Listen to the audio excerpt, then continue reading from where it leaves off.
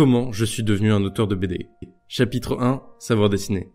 Il y a 4 ans, je me suis lancé un défi, dessiner chaque jour un strip.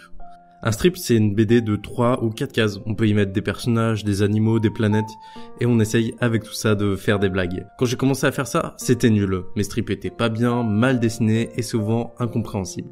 Mais j'ai continué. Chaque jour, un nouveau strip, et au bout de 6 mois, c'était toujours nul. Mais au bout d'1 an, c'était devenu moyennement nul.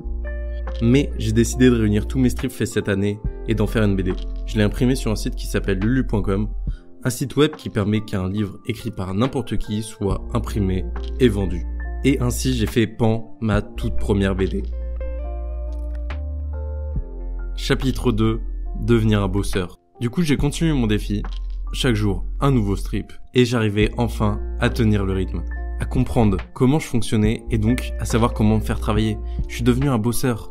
Et je dis bien devenir parce que de base je suis pas un bosseur, je suis nul en travail, j'aime pas ça. Mais j'ai trouvé un truc qui me plaît, la BD, une manière d'en faire, le strip, et le cheat code pour me motiver, en faire un peu tous les jours. Et à force de temps j'ai commencé à être bon. Enfin, je sais toujours pas dessiner de main, mais vous voyez l'idée. Au bout de 2 ans j'ai réuni tous mes strips et j'ai fait une deuxième BD que j'ai appelée Pan Pan, que j'ai aussi imprimée chez lulu.com. Et c'était reparti pour une 3e année de strip.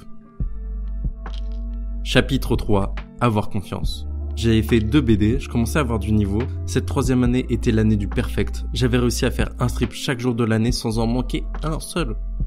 Il était temps d'avoir confiance en mon travail et de croire que je n'étais plus n'importe qui. J'ai contacté une maison d'édition. Ils ont dit oui.